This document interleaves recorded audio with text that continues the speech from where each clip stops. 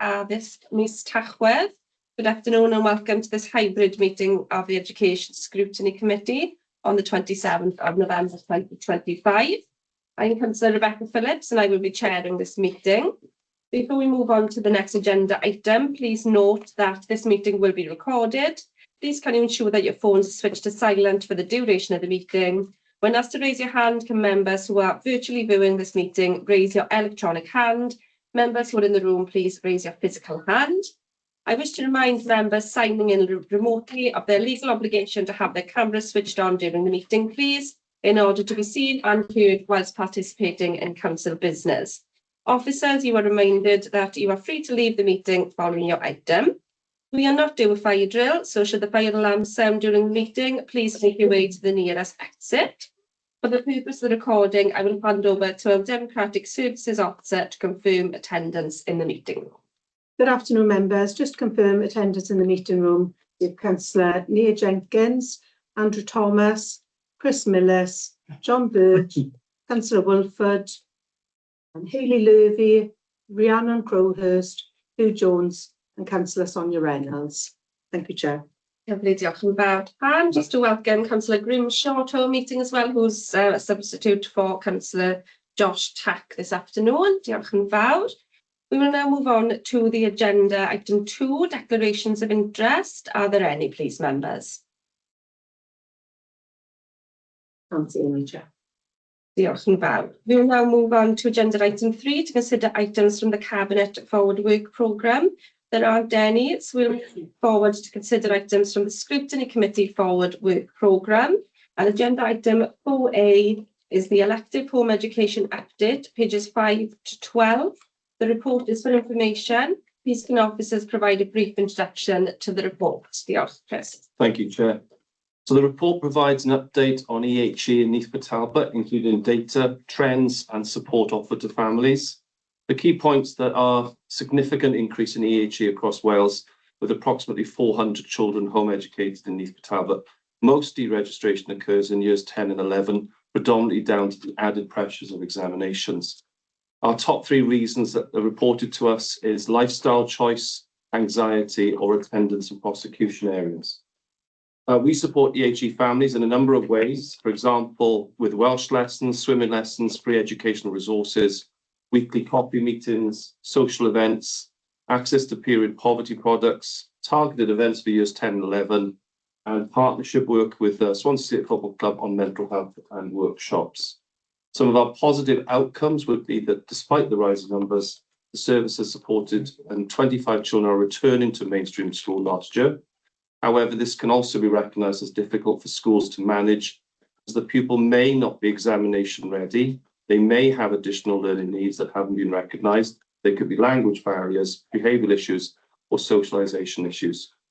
That's an update. Chair, we're happy to take any questions. Lovely, diolch yn fawr. We have some indications from pre-brief. So if I could firstly call Councillor Susan Grams, please. Councillor Grimshaw's behind me.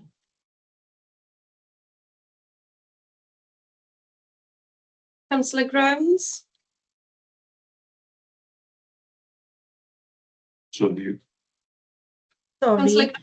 Sorry about that. It just went off. I don't know what happened. Yes, it was just, I read the report and it was just an observation about, that some children have, there's been a little bit of an increase for children being taught at home, really. And I was just wondering, is it that puberty age where, they get a bit anxious about coming to school? You give your reasoning behind why some are wanting to be home educated. That was all, really. The report is a good report. So that's all I brought into that conversation.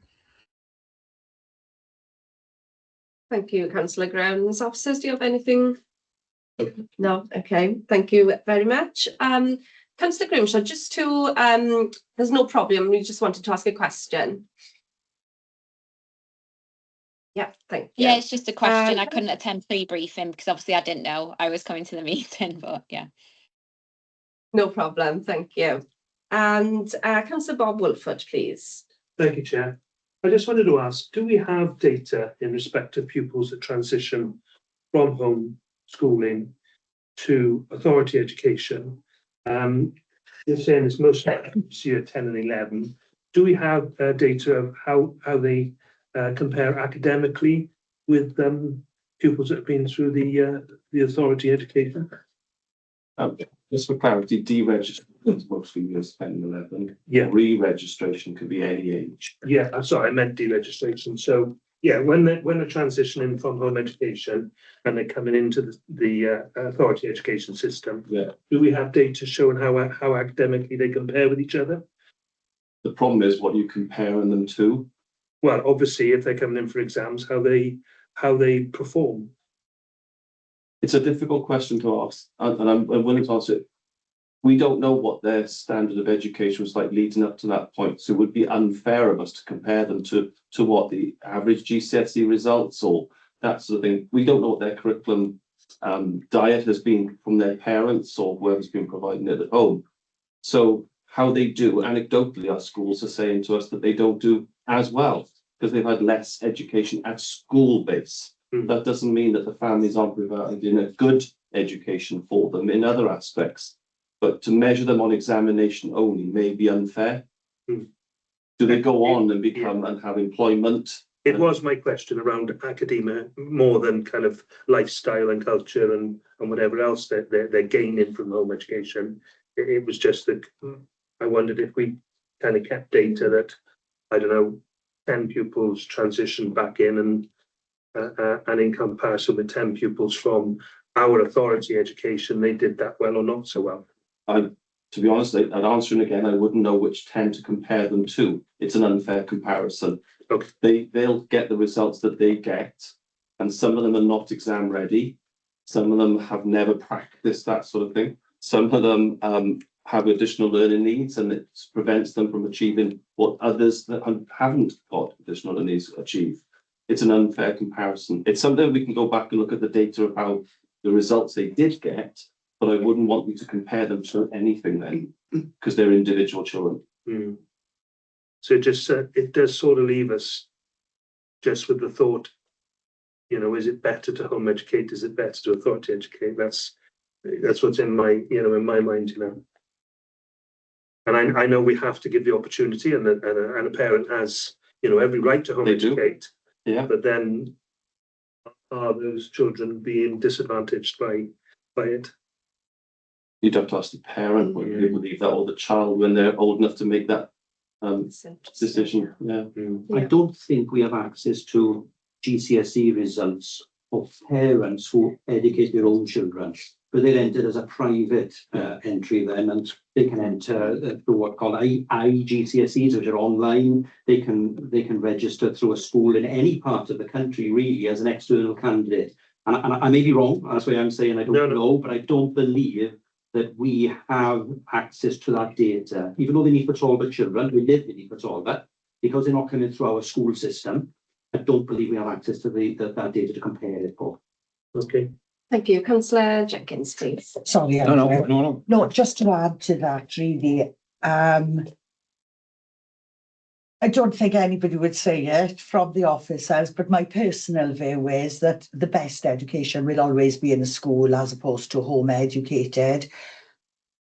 I'm sure there are very capable parents out there, but whether they give them the broad range, but then you could argue the other side that our school pupils don't get the life experience that some home educated children get.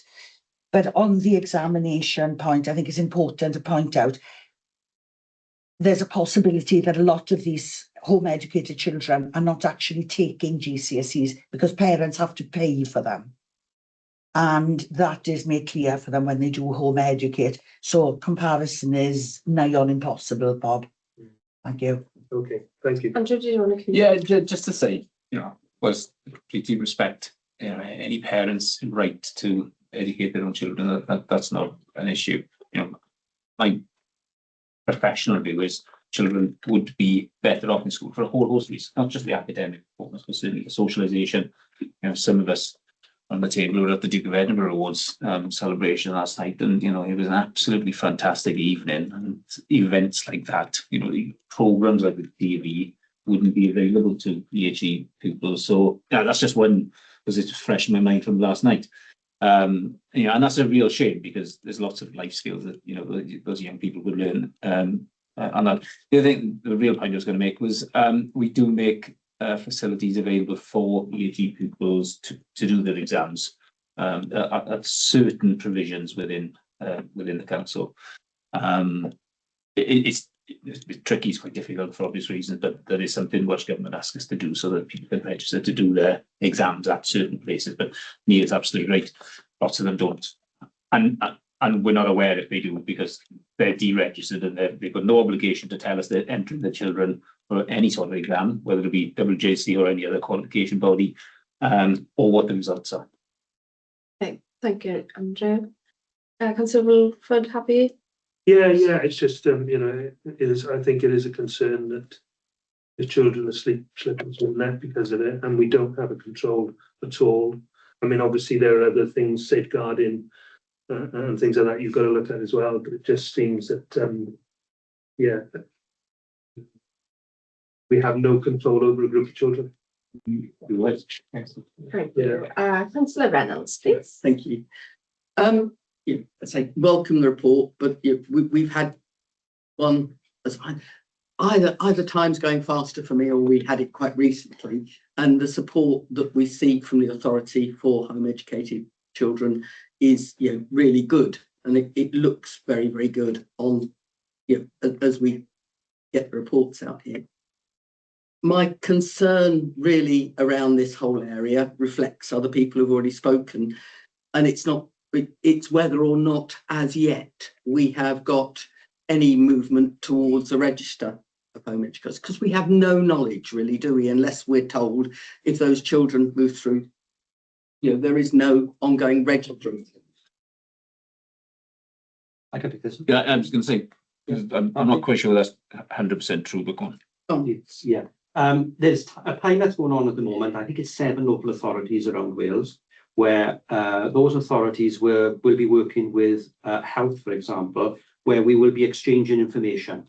So health will be providing the local authority with newborn information and information that becomes available to people who move into that local authority. And there'll be a cross-referencing exercise undertaken specifically now for EHE children to try and make sure that we capture as many as we can living in the area. At the moment, we can, Neath Talbot, we can track to a certain extent children who have been on a roll and then deregistered. We can track where they go. However, we have difficulty where a child has never been in a school and may always have lived in Neath Talbot, but may never have been in a school or have moved into the authority, and we don't always know about. So there is something happening, but there is no plans, as far as I know, of a mandatory register, as you're asking, where individual families will be compelled to tell the local authority that I'm now living in your area, I am living in the area, and I educate my child under the EHE banner. There is no plans for that to take place. And we and other local authorities and the directors of social services in the past and the Children's Commissioner have all lobbied Welsh Government, and I told that to this committee several times in the past, for such a thing, for tightening up of these rules. However, that's where they stand as of now. Thank you. I've asked several times in the past, and it's quite good to know there's a pilot going on, at least, because I think there is a requirement just to know.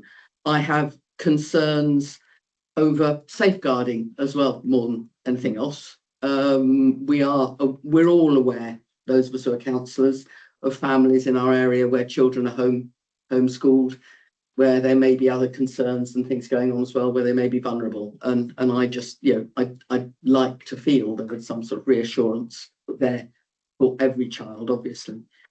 We've got 20%, whereas the increased, average on Wales is 18. Have we got any, are there any thoughts? I know it's a really difficult question, but any thoughts as to why that might be, why we're higher than others? Yeah, we've got thoughts on it. We can't prove it though. That's why I've asked for thoughts, Yeah. Chris.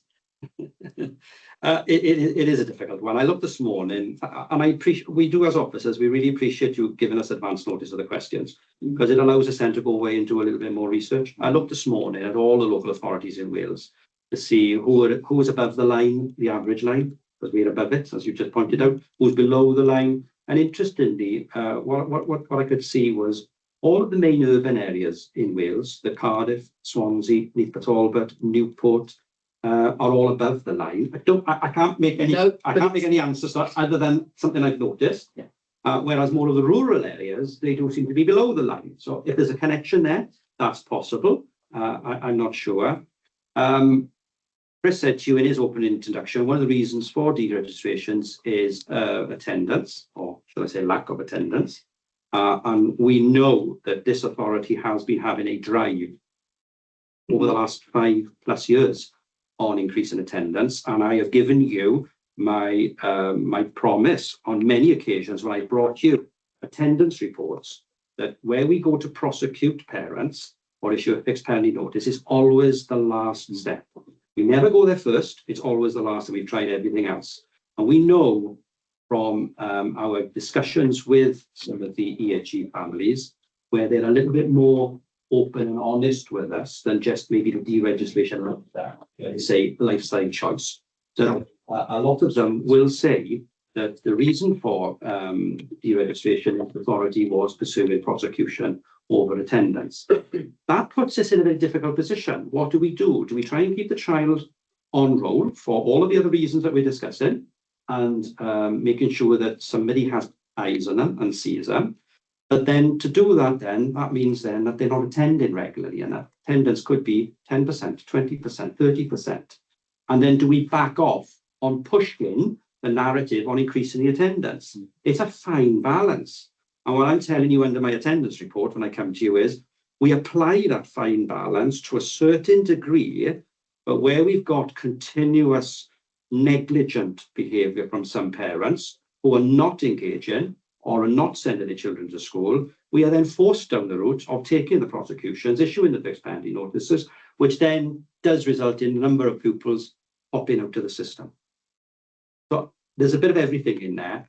There's no easy answer to why we're above the average. You know, we're only just above the average, but we are above the average. Thank you. No, I didn't expect an easy answer, but I did. It's just nice to have a feel around this sort of thing more than anything else, and that was really helpful. Thank you.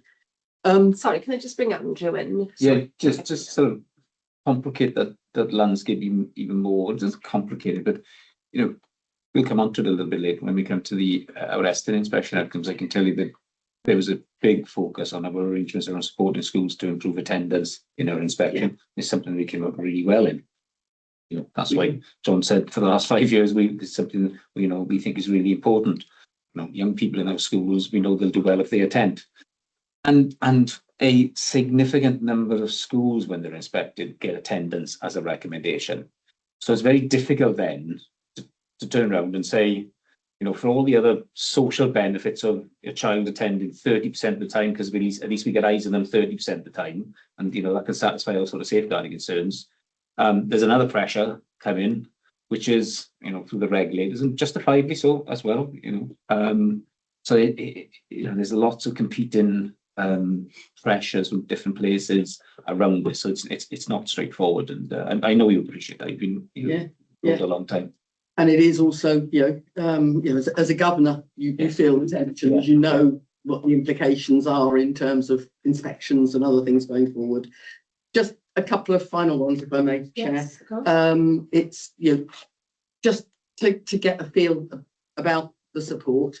Is it as someone who lives on the edge of the county and is in a fairly rural situation, knowing that we are seeing deregistrations from school, and we are seeing concerns expressed in the school on which I'm a governor and the other one locally.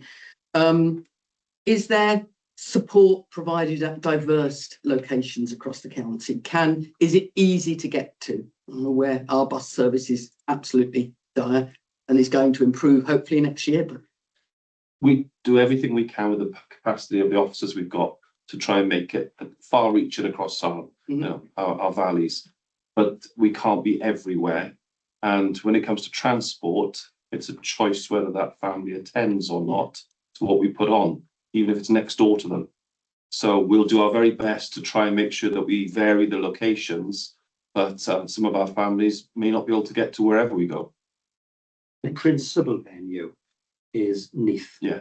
Right next door to the Gwyn Hall, which is almost next door to the bus station. And it's like having a training. We do more training in because it's central. If we move, what we've learned over years is if we move training to Talbot, people from the west side, they don't generally attend. If we move training to the Swansea Valley area, people from the east side don't generally want to attend. Same with elective home education. So we do move around. We often use Talbot Library as a good venue as well because it's central. But more often than not, it's Neath, and it does have accessibility. It's got a double doors, Onto Dowie. ground floor. Could be. We look at yeah.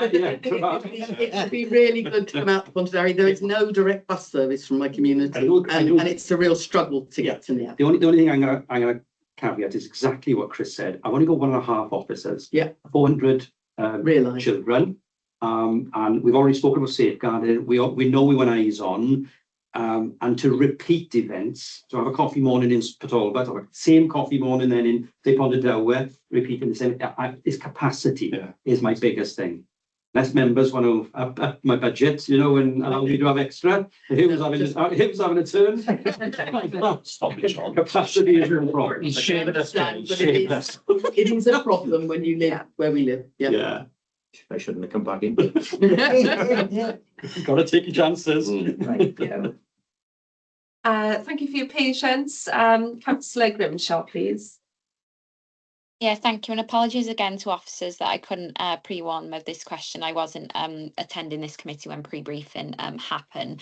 I was just wondering, it's kind of off the same topic of safeguarding. Obviously, within schools, relationship and sex education is mandatory.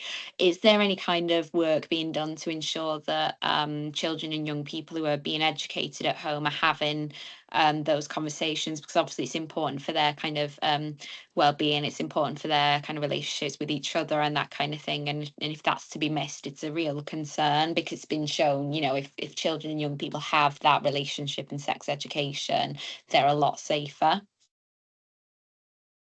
Yeah, all resources, councillor, are offered to the families. Whatever resources we're producing as a team are offered out. Whether that family accepts that resource offer or not, we do really try to concentrate when we can have them in coffee mornings. Partners, for example, put on mental health, first aid, sexual health, that side of things. Obviously, the youth service are made aware of where people are at home. So, some of our young people may attend a youth service but not a school service, so we are mindful of that as well to make sure that all officers are aware. But can I guarantee that they do that work at home? No, I can't, sorry. Thank you for that question, Councillor Grimshaw. Just a few questions from me then, if you don't mind. In terms of the events that we put on, what kind of numbers are we looking at, the attendance, like in terms of those? Yeah, numbers hit and miss, if I'm honest. Actually, one of the factors is depending on location. Just reminded myself now, look at my notes. Another one is because the EHE community is between the ages of 5 and 16. It's hard to cater for everybody all of the time. So it depends on the nature of the event that's put on. Like recently, we put a play event on. We're working in with our internal services. Excellently attended. Dozens and dozens of people were there. But then last month, we put an internet safety session on. We didn't have a single person turn up. And that was in joint practice with the police. The police came to deliver that. We gave an agenda out, trying to attract people in. Nobody came. And that was in Neath as well. So people can't say they couldn't get there. So attendance, it really does depend on factors. Whether people want to come out. But they don't have to. It's not like going to school where you've got to get up, no matter what the weather is. You're going to school this morning. If they don't have to come up. So yeah, it does vary. Location, subject matter, age group target, yeah, time of year.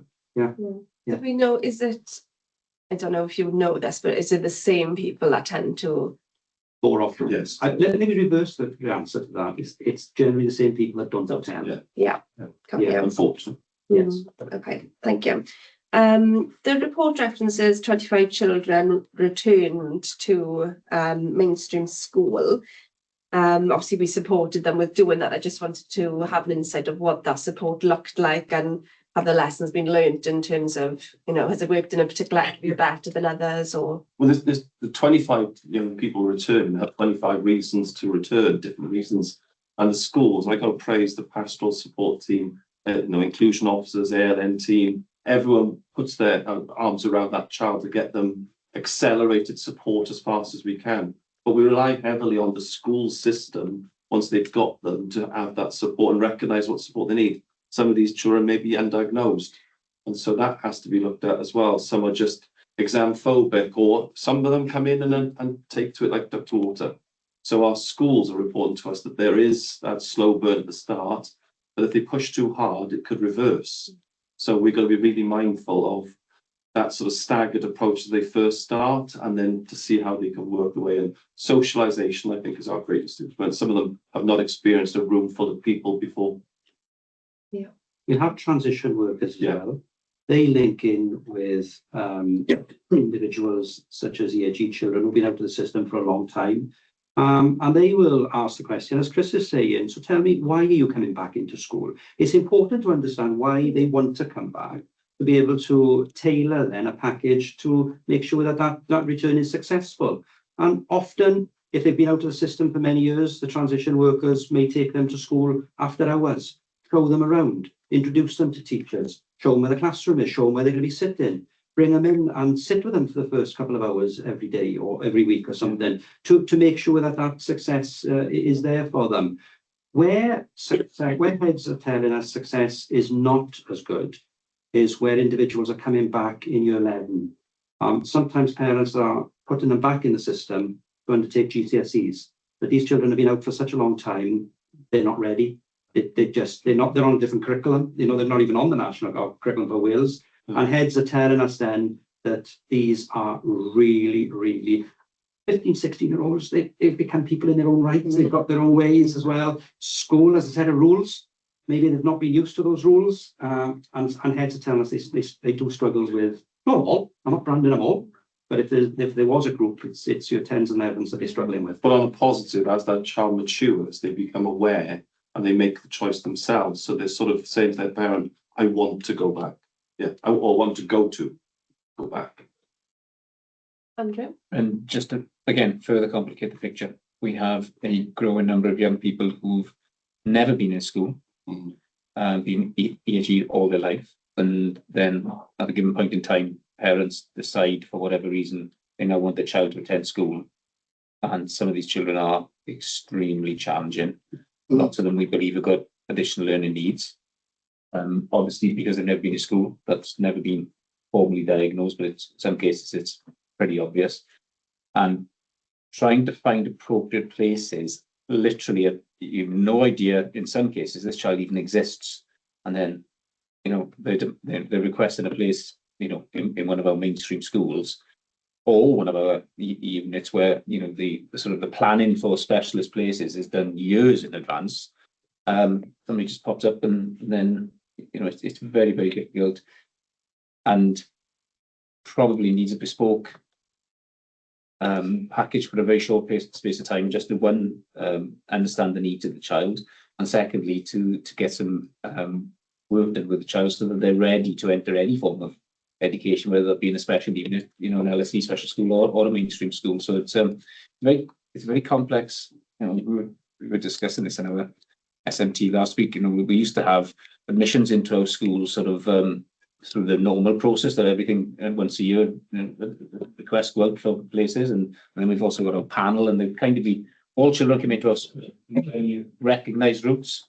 That's a much more complicated landscape now, and it's something that you know, we have to really, you know, get our thinking caps on in terms of how to respond to it, because specialist places in particular it's a fixed number, they're high cost, And those children have an entitlement to education. So, marrying the two isn't obviously. Thank you very much. I think we've heard today that obviously we have concerns as members on safeguarding issues of EHE pupils. I'm just wondering, I'm taking, and correct me if I'm wrong, that we're obviously following Welsh Government guidance on this. So I'm just wondering, have there been any discussions regarding the tightening up of rules with Welsh Government at all? Only in relation to what I said earlier to Councillor Reynolds, where the pilot was taking place with 7 other local authorities. I think Welsh Government are also looking at the guidance. The guidance doesn't really change the rules. It just changes guidance. It's the rules, it's the regulations really that I think a lot of people, professionals, are calling out for change for. It's worth noting that a parent can refuse to give us sight of their child. It's their child, and unless we have evidence of significant harm, there is very little we can do in terms of a referral into social services, children's services, or any action to be taken. And not having sight of a child is not evidence of significant harm, if that makes sense. Yeah. Okay, thank you. I don't see any other questions. Just runs to the hand. Oh, Councillor Runs, do you want to come in?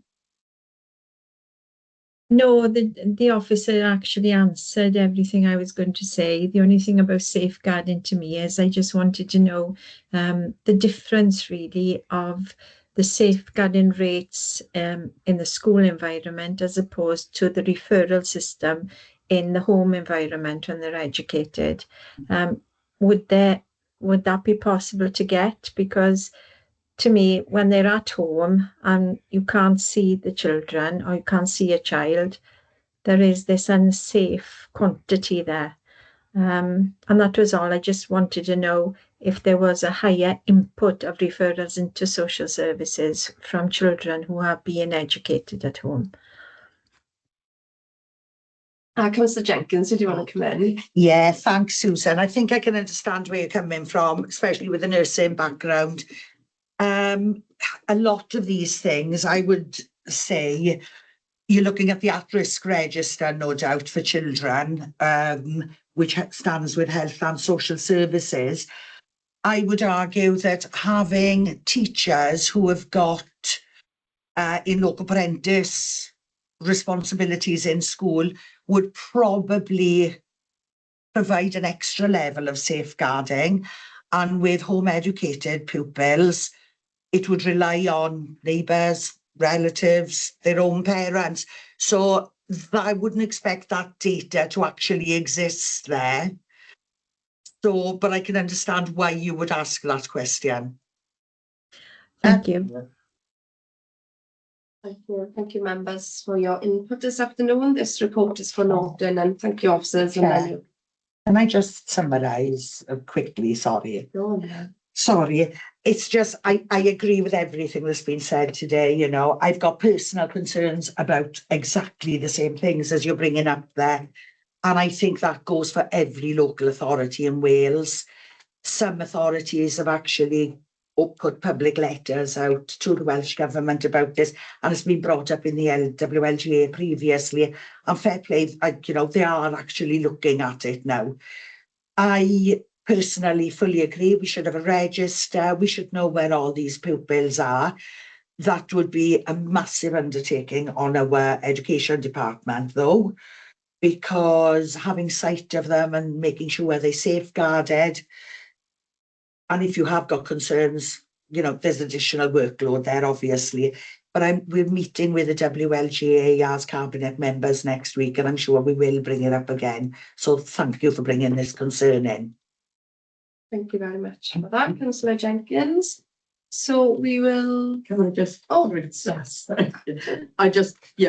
I agree with you. I'm aware that every time it's been raised as a legislative matter, that there's been a massive human rights kickback from a number of parents, and that can be quite difficult to deal with. There's judicial review threats and all sorts. So I'm aware that it's not going to be an easy thing to hold, but it's good to hear the pilot's happening.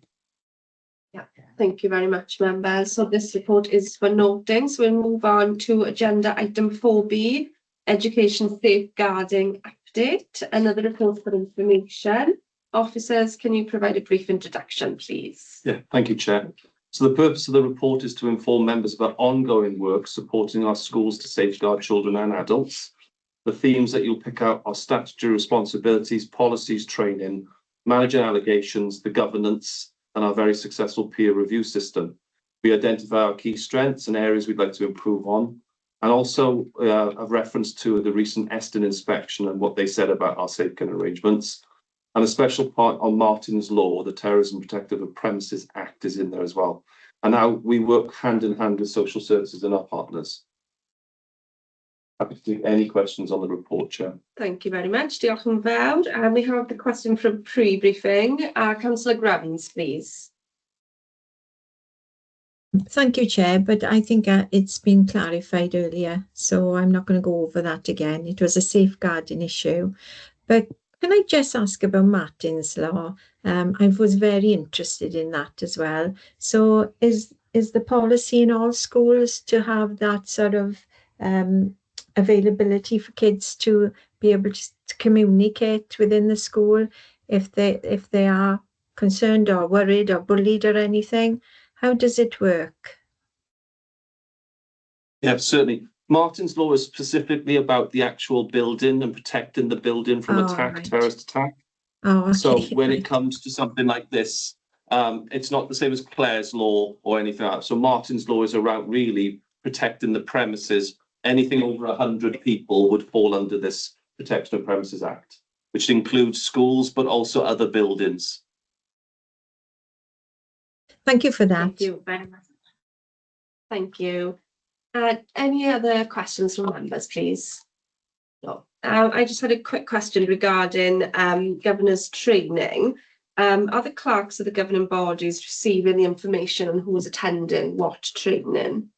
They should be the ones that's monitoring it, that's their role. Yeah. Yes, Right. Yeah. we get it as well. Yeah. We're the ones that provide governor training, but clerks for every governing body should be the ones that's monitoring training, mandatory training and non-mandatory training, and presenting that then to the governing body for the whole governing body to keep an eye on. So if a governor, for example, doesn't attend mandatory training, it should be the clerk that flags this up then, and then the governing body then make a decision whether they want to suspend the governor or insist that somebody does go on a training session if there's another one coming up or something. But clerks have a strong role to play in this, a vital role to play. And the head teacher has the role when it comes to their staff. Yeah, I think it's worth checking that information is getting to the clerks. Thank you very much. Diolch yn fawr. If there's no other questions, then we'll move on. That report is for noting, and thank you very much to officers. Moving on to agenda item 4C, Local Government Education Services and Youth Services Inspection Reports Update. And if I could bring Andrew in, please. Yep, thank you, Chair. I'll just do a brief introduction, and then I know there's questions sort of in the offing. So I think the first thing to understand about the Local Government Education Services Inspection is it's an inspection of the council's arrangements for how it supports education rather than the Education Directorate. That said, quite clearly, there's a huge responsibility on the Education Directorate to organise the evidence. In the main, it's a lot of the evidence provided by the Directorate, but certainly not exclusively. I would go as far as to say in the preparation for inspection, probably every council department was involved. Yeah.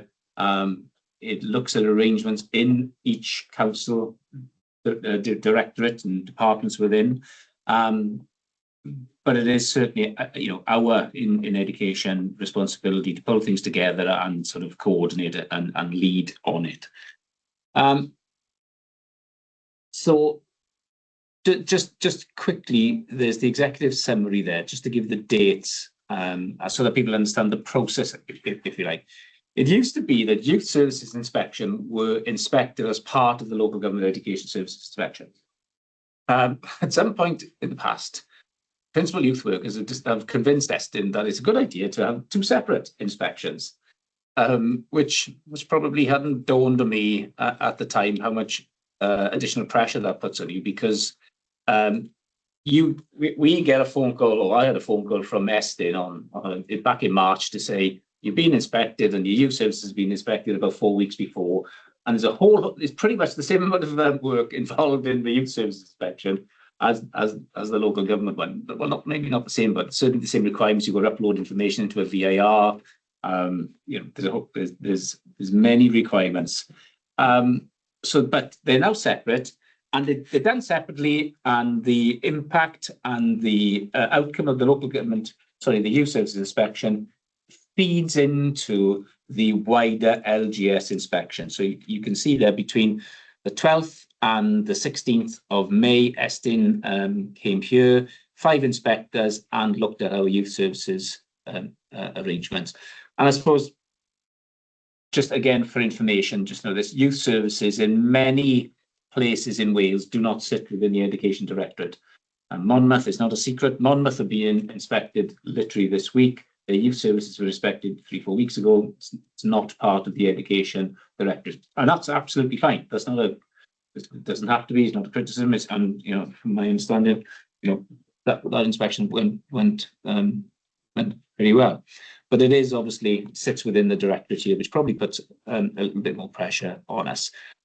So a couple of weeks go by, the inspection, they feed back the outcome of the youth services inspection, and then a few weeks later, 2 inspectors turned up between Tuesday 20th and Wednesday 21st of May, and they interviewed what we would call our stakeholders, our partners: health, police, social services, internal and external partners.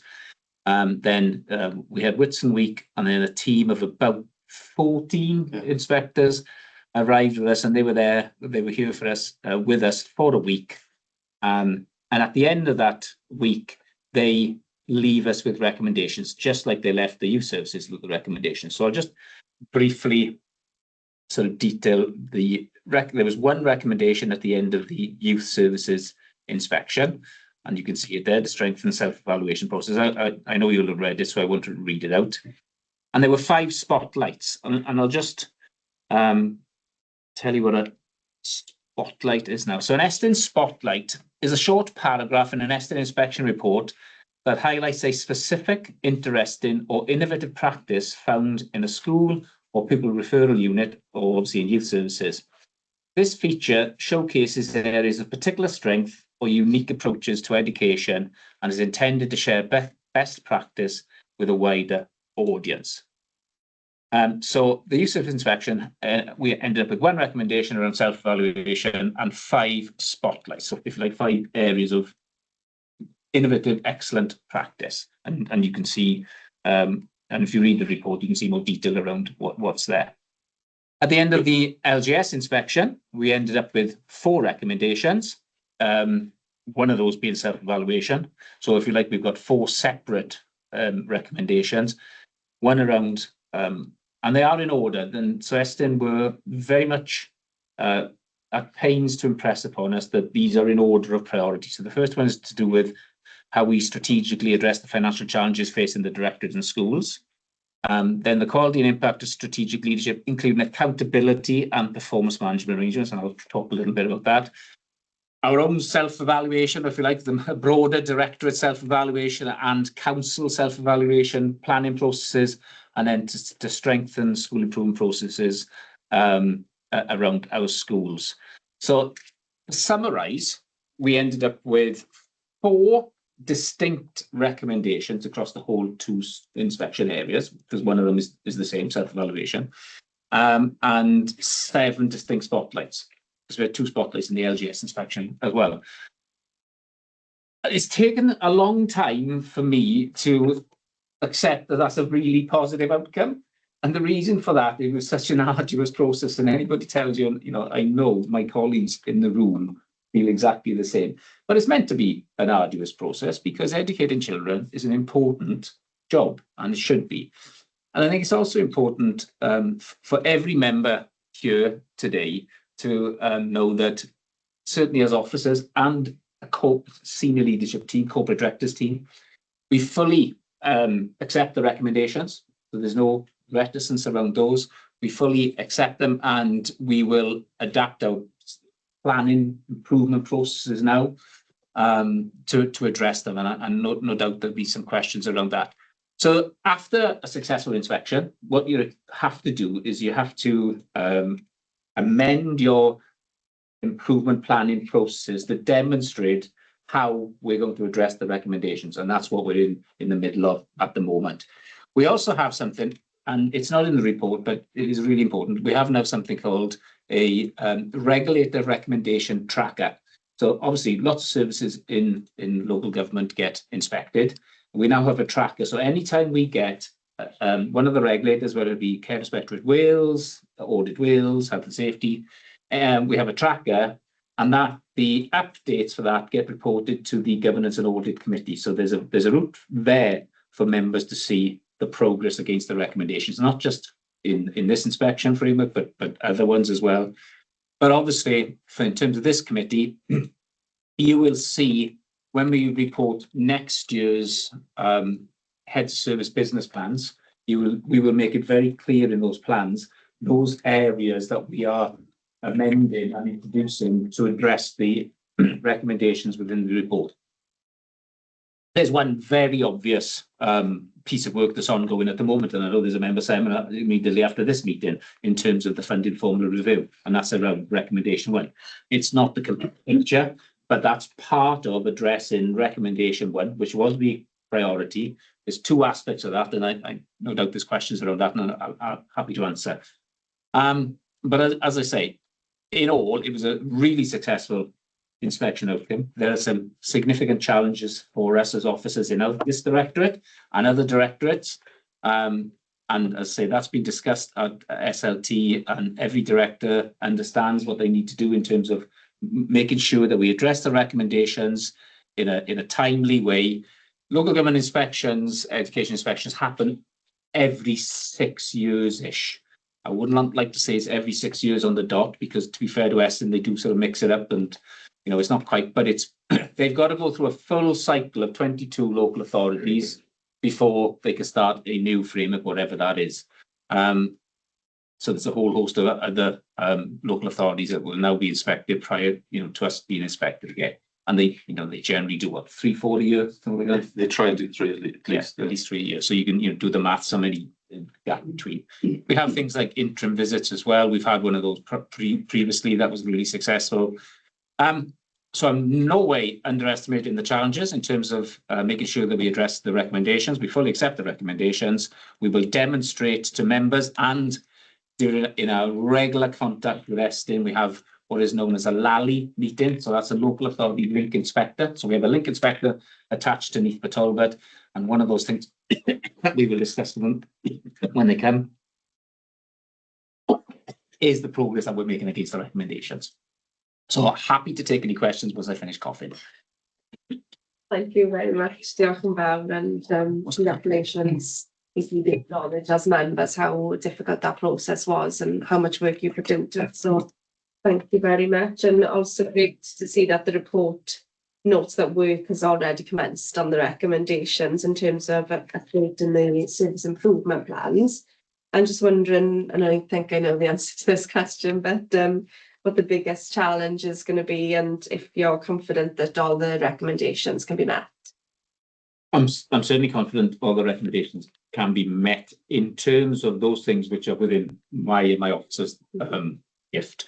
Quite clearly, let's deal with the number 1, because that is the urgent priority. And so there's 2 very distinct aspects of recommendation 1. There is a need to revise the formula, because we've got a formula which is outdated, and we are using metrics in certain areas to calculate funding within the formula which are outdated.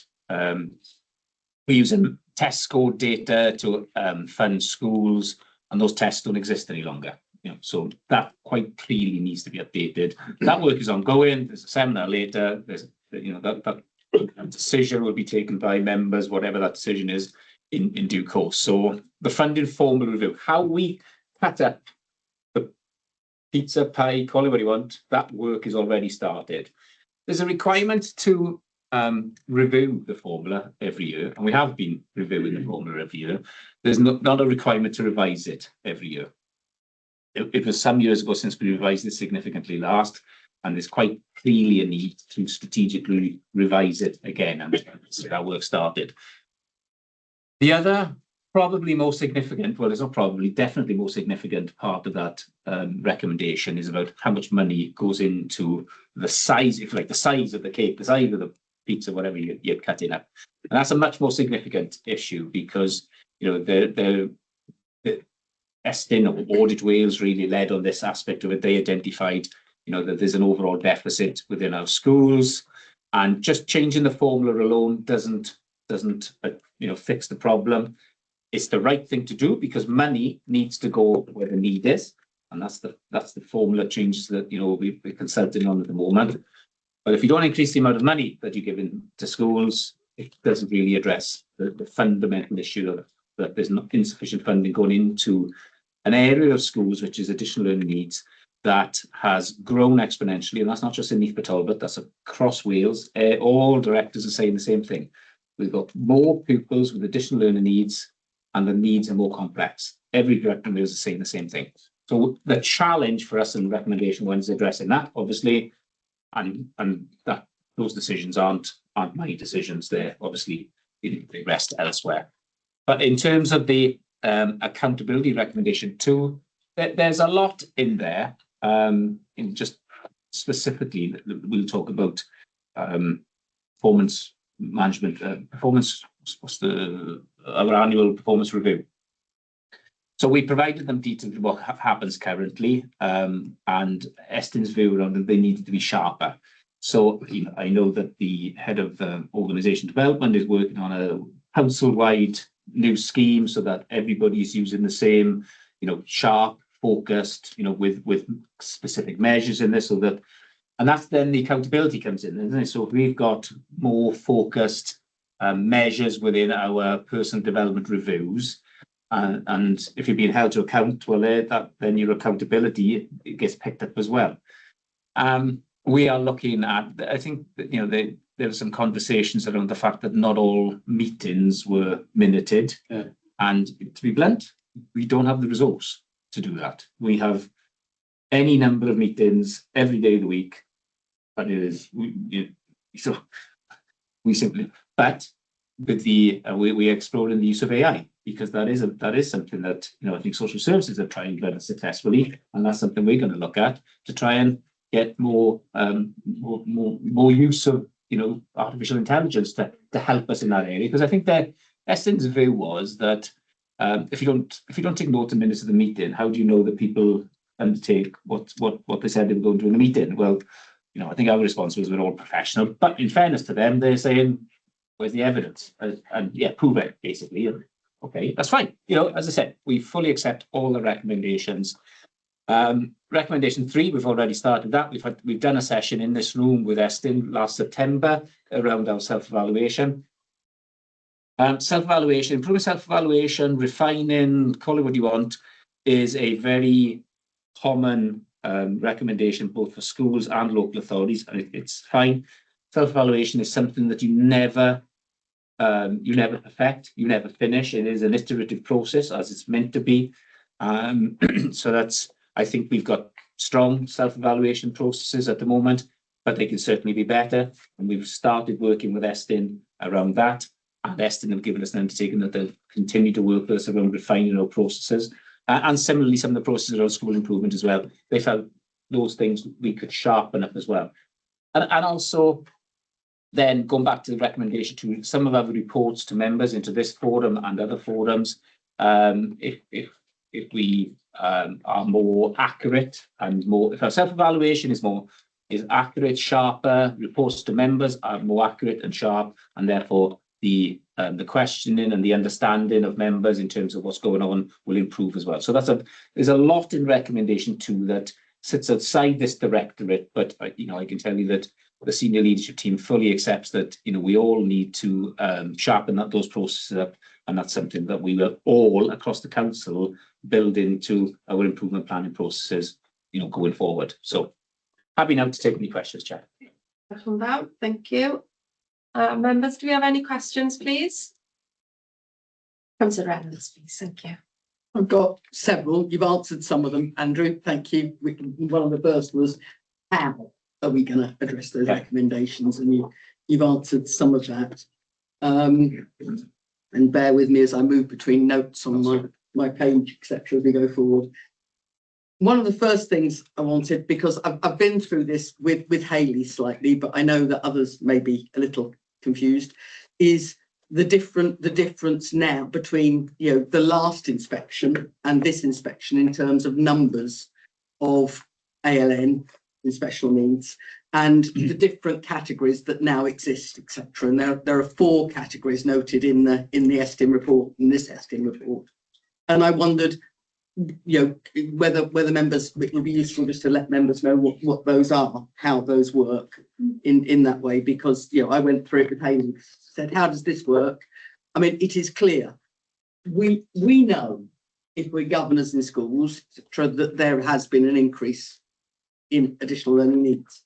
But when you look at the figures, it was 27% in 2017, and it's roughly around 15 now. And you go, you know, where's that happening? So I think that would be useful just to pick out. Yeah, and just before Hayley comes in, I think the umbrella reason for that is we are now working with a completely new legislative framework in ALN than we did in the last inspection. But I'm sure that's where the sort of, you know, question comes from, isn't it? So, Hayley. No, I'm happy to answer again. Just to explain to members really that the numbers that we're currently working and recording are misleading, and they're not reflective of needs within Neath Talbot, not just Neath Talbot, but across Wales. And I'm sure you've seen plenty sort of in the press around numbers, you know, new legislation come in as a bit of almost a magic wand, and all these children with additional needs have disappeared overnight, and that certainly hasn't happened. So just a couple of things really. First of all, primarily the reason that we are reporting, it would appear that we're reporting less is simply because of the new legislation and the way it's asking us to report on figures, and also in terms of what we're being asked to report as well. So, for instance, there are categories that no longer appear in PLAS that were there previously, so they're not being reported on in terms of children with general learning difficulties and so forth. So those categories are no longer there. But actually as well, we're going through a conversion process at the minute between statements and IEPs, which were the previous legislation plans, statutory and non-statutory, into individual development plans. So all our plans will be statutory. And I know we took a report in October last year where we set this out to members. So numbers are not decreasing, and when we look at our referrals and we look at our requests for support, we look at the complexity of need coming in, we look at the demand for our specialist places and what's coming into our panels, we know it's not reflective, it is just simply the way we're being asked to report at the moment. And secondly, I saw when the questions came in reference to page 34 of the STIN report. And the categories there, they're not categories of need, they're categories of plans. So you will see there that they refer to 4 types of plans. IEPs, so that we've got School Action Plus, which would originally have been, in the previous legislation, non-statutory plans, individual education plans, non-statutory plans for pupils who were having input in school.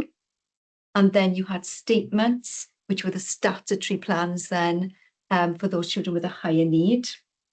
And then the other category you have then there is the individual development plans. So what is happening at the moment is we are still working through those categories up until February 26, where we will have to have converted all the plans over into IDPs, either local authority or school maintained IDP.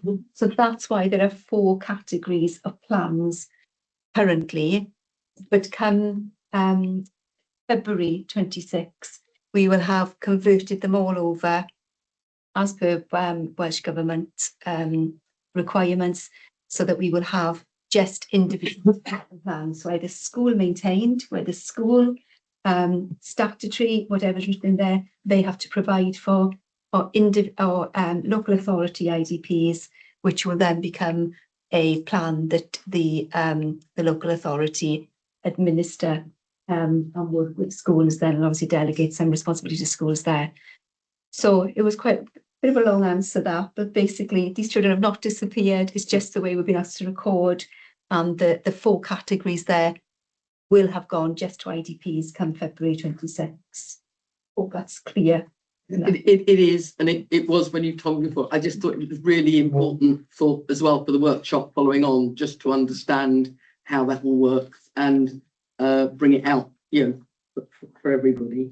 I am concerned, however, you know, that building on from there, there will be an impact into the future if we change the funding formula, and it will be interesting to go through thoughts with that later. But you know that it means quite probably that schools may not have been identifying everybody and getting plans there, and they may be looking wider at because the money will follow. If we go through with the proposals, the money will follow, that there will be another increase, and it will identify more plans and proposals going forward, because schools will be looking for income given deficits that we're seeing. Jem, I'm happy to answer that. Well, we're probably best to answer that in the in the workshop. Because you're absolutely right, and we have considered that. So, but we can talk about that later. Yep. And I, you know, given questions around specifically on the report is, why didn't the school budget forum meet for 2 years? It's just a, you know, what happened? There's were there not red flags raised anyway, because we've moved from a 0 deficit position in schools, you know, to through sort of 12,000 to where we are now at just over 2 million, and you know, and that would have been higher if we hadn't had extra funding. Yeah. So we're now, you know, why were we not looking at things earlier, you know, prior to the Estin report is what I'm asking, really. Yeah. So just in answer to your first question on the school, there's no requirement, bizarrely, to for the school budget forum to meet, but there is a requirement to have one, and we did have one, but they didn't meet. And I think generally the reason it didn't meet is because personnel changed. The people in the directorate who used to organise that changed, and it just literally fell between. It's no more complicated than, you know, we didn't get around to it. To be blunt, you know, there's no other escapes. It was something we should have done and we didn't. Yeah, exactly. The second question, you know, if you followed our reserve sort of profile for schools over a number of years, you can see that we were getting very close to a 0 reserve position just before COVID. Mm-hmm. COVID hit, school reserves went through the roof, and going through the roof is something that happened right across Wales. I don't know about the getting close to the 0. I don't think that was the position across Wales, but certainly in Neath Talbot. But then just after COVID, our school reserves were £12 million. So when we are doing our council, and one of the reasons that Mr. Jones is sitting here, when we're doing our council budget, and we've got pressures in adult social care in particular, and children's services, and obviously across the other parts of the council. When you're looking at resource allocation, right, we've got part of the organisation over there sitting on £12 million of reserves, and we've got pressures elsewhere. You know, quite legitimately, decisions were taken to fund, you know, pressures elsewhere, particularly adult services. A year later, schools are sitting on £6 million worth of reserves. Same pressures, probably more acute in some cases in adult services. Again, you know, legitimate decisions. There's only so much money available to any council. You know, you've got to prioritise. Schools are sitting on £6 million of reserves. Now, within that £6 million, there are some schools, even then, with deficits, but of course we had some with very, very significant surpluses, £6 million. But roll that forward another year and we go into a slight deficit. So, you know, the year on year, there's about a £6.5–7 million overspend in year, because to go from £12 million in reserves to 6 to just over, into sort of a deficit. So every year we talked and we knew what was happening, but we had decisions to make as a council about where we put finite funding. And the pressures were very significant in adult services, particularly coming out of COVID. I think we'd all recognise that, and they're still there largely. The market is dictating prices to us. I don't know if you were at Cabinet yesterday, there was an explanation from Andrew Jarrett about how the market, we used to place a child in X provision prior to COVID, it cost whatever, now it's costing plus 30% or whatever, it's hugely more anyway. We suffer the same. So now we've got to, Eston picked it up quite rightly, or all in Wales really, sort of led in that area, and left us with that recommendation, which they very clearly said, these are in order of priority. And, I don't know who wants to speak about our arrangements going forward. We're doing the funding formula review, and, we're in the throes of putting the budget together for next year. And so here, I don't want to put you on the spot, and you say what you're comfortable with. No, I speak, Andrew. So obviously, the other thing to point out is the problem has been getting gradually worse over the years. So it's not something that has suddenly sprung up. This gap between the amount that the council funds for ALN and what it costs schools has been just increasing like a piece of cheese for the last. Because of the number of complexity. Yes. So that's one thing to note. It's not just a edge type of thing. In terms of the council's budget process, we had the provisional local government settlement on Monday, which was a 2.7% average across Wales, 2.6% for us. So that means an extra £8 million from the Welsh Government for next year. So £8 million to cover all the pressures, all the pay awards, all the inflationary costs, etc., etc., etc. So it's a tough,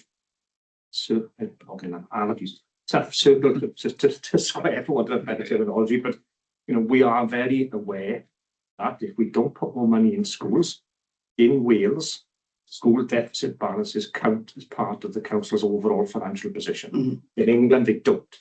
So councils in England will fund it differently and allow their schools to go millions of pounds overdrawn.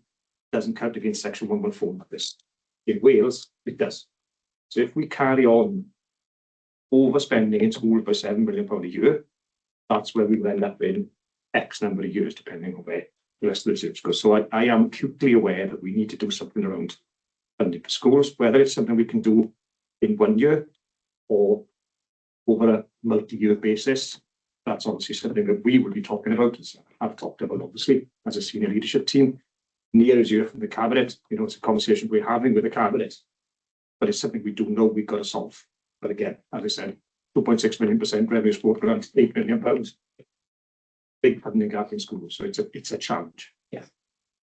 And we had those conversations with Eston, with the relevant Cabinet member for finance at the time, and and I think the Audit Wales accepted that it's a legitimate position for any council when there's huge pressures in adult services that you've got to make choices, and the choices thus far were to right size the adult services budget as far as the demand was known at that point.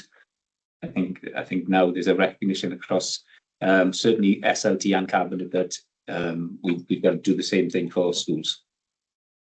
The choices thing, essentially. Just one point on the school reserves, I suppose, Andrew, as well. Overall, we have £2.7 million overdrawn deficit, but actually there's 3 schools that are £3 million overdrawn just between the 3 of them. So we've got 32 schools in deficit, 31 in surplus, very different ranges. So it isn't a across the board deficit position. And as you shared with me yesterday, the All Wales position is showing a £40 million projection in terms of school deficits by the end of March 2026. So it's a problem in a lot of places. The projection is that over half of the authorities in Wales will be in an overall deficit by March next year. So Audit Wales will be busy.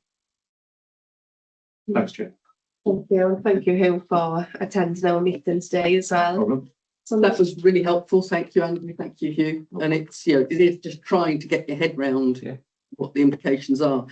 And but I had other questions as well. One of them was the impact of SPF changes on the youth funding in particular going forward. So I'm aware there's a lot of youth provision, or there's quite a higher level of youth provision funded by that route.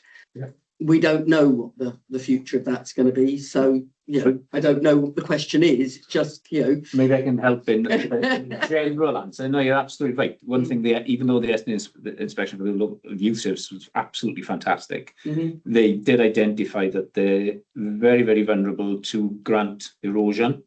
SPF is one of them, not exclusively in the youth service. As a directorate, we're vulnerable. I know we're sort of straying outside of the reports now, but it's something, again, we are aware of. There are meetings next week to discuss the extent. Probably my directorate is the most vulnerable because we've got the most jobs funded by SPF, and so we're looking at that. But you're absolutely right. And I guess we'll come back to then whatever funding is available through SPF going forward, or the successor to SPF. We'll have to make choices about priorities. I have to say, reading the youth report, I wasn't surprised. It's and as someone who was also inspected, our youth provision was inspected in my voluntary organisation at the same time. One of the questions they kept asking was, how much support do you get? How much? What's the and it's whilst it's limited for obvious reasons, it is good, and it is professional support from the youth service is good in that way. Thank you very much. Councillor Alan Lockyer, please. Yeah, thank you, Chair. Actually, I got two questions, but one has been largely answered, Andrew, about the budget. And it was, well, I was amazed, really, like you've all been, I think, from the sound of it, that we had 12.6 million in reserves in 21-22, and now it's down, and not so many years, really, down to a 2.7, I guess, million deficit. And from what I can gather now, then, so the large proportion of that deficit is down to ALN, and correct me if I'm wrong there. But are there any other contributing factors for that deficit balance to be really affecting schools? Yeah, certainly. Can you hear me okay, Alan? Yeah, fine. Yeah. Hugh just mentioned now that out of that £2.7 million overall deficit, there are 3 schools with a £3 million deficit just amongst 3 schools.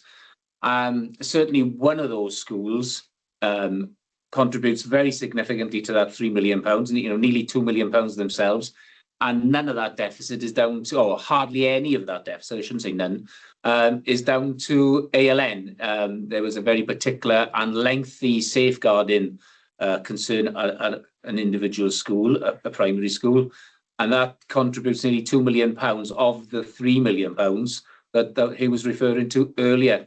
I'm pretty sure you can work out which one I'm referring to, Alan.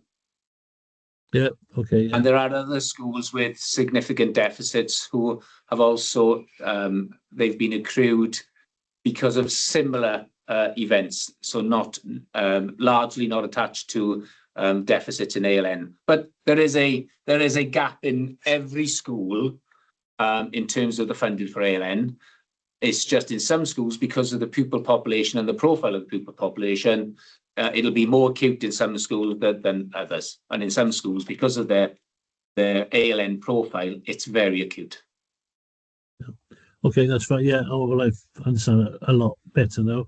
The other question was about, it refers to page 44 of the HMI report, really, and it states that the services work does not focus well enough on the impact it has on pupils' outcomes. And I'm assuming we all sort of work on a outcome-focused approach. How can we see that being reversed and redressed, that comment? I think that's linked to sort of recommendation 3 and 4, I think. So if your self-evaluation is pinpoint accurate, it'll enable you to identify where your areas for improvement are. And there was a much greater focus this time from particularly Audit Wales around value for money. And, when resources are scarce, I think that's a very reasonable sort of line to take. And what they were getting at is we weren't always assessing the impact of work that we were doing, so that if we had to take decisions in the future about cutting, we would know which pieces of work are the most impactful compared to pieces of work which are less impactful. So that's something that we will build into our improvement planning, particularly around self-evaluation, but also value for money assessments. Good. All right. Thank you. That's good. Thank you very much, Andrew. Thank you. Thanks, Alan. Thank you very much. So if there's no other questions, that report's for noting. Oh, I'm sorry. I just want to put on record, because the first time we've actually discussed the Estin report, you have to take your hats off to every office out here. That was a torrid month, which I'm sure, Sonia, you recognise because you went through it as well.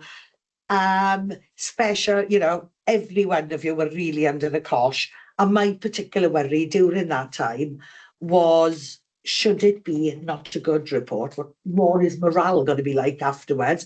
Because end of the day, everybody still has to come back to work the following day and get on with their work. And that is a huge thing. Thankfully, it was a good report, despite Mr. Thomas's reservations about it. I want to put on record my special thanks to Chris Millis, because he had to meet with the Estin inspectors and coordinate them every day. Personally, I'd have had a breakdown at that point. But you were heroic with it.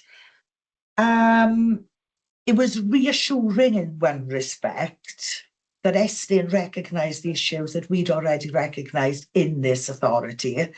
And we were already in the process of targeting those things. So it was reassuring. And going back to the spotlights that Andrew spoke about, it's actually unheard of to have a total of six or seven, was it? Seven between the two, 5 and... Seven between the two, especially the youth service having 5 on their very own. It's unheard of. And it just really shows the value that our youth service also provide to our young people. And as for our Lali, I think she's been very helpful. Yes. Well, I found her very approachable. Yeah. And the lead inspector was. Yes. And it was actually quite a positive experience, despite the okay, maybe not for everybody. I found it quite a positive experience, but I don't think I had as much stress as everybody else through it. But my thanks on record for everybody. Thank you. Thank you. Yeah, definitely. You're retiring before the next one, aren't you, Andrew? Without a shadow of a doubt. In total, Chair, Estin were with us for 80 days last year. In different inspection schools. Yeah, in total, we spent 80 days in Neath Talbot. Yeah, no. I'm getting quite tearful thinking about Academic is it only again. 190 days. Yeah. But there is value in it. Yes, oh yeah, without a doubt. Yeah, And that's what I meant about the recommendations. We And we're fully lucky they're accept not them. Ofsted. Yes. Indeed, No comment. indeed. Excellent. Well done. Thank you. Okay, so there are no performance monitoring items. So it's just like to go through the Cabinet Forward Work Programme. Pam, would you like to give us an update, please? Yes, thanks, Chair. Good afternoon, members. Members were at sight of the Cabinet and Scrutiny Forward Work Programmes in the agenda pack. So I'm going to draw your attention to a few items. We will have a report on staff and pupil wellbeing on the 8th of January. This report will provide an update on the school-based counselling service, and it will not, some members may be expecting some different content in that report. I just want to check that that's in line with the committee's expectations, that you're expecting the report on the school-based counselling service. Can't see any indications to the. Just to check, that probably then there needs to be reworded because it isn't a staff and what did you say, staff and pupil? Staff and pupil wellbeing report. It is not a staff and pupil wellbeing report. It is a report, an update report from the school-based counselling service. Yeah, I can change that, Andrew. Thank you. Thank you. That's right, Hayley, isn't it? Yeah, I said the previous one last yeah. year. Thank you, Andrew. And just to mention as well, the home to school transport. This has not been reported to this committee. For quarters 1 and 2 has been reported in a different scrutiny. From quarter 3, this brought into this committee. And I know the chair's made a request for information to come to course 1 and 2. Yeah. So I'm in discussions with officers regarding that. There's a report on the Cabinet Forward Programme regarding home to school transport on the 4th of March. This is a report asking for permission to consult.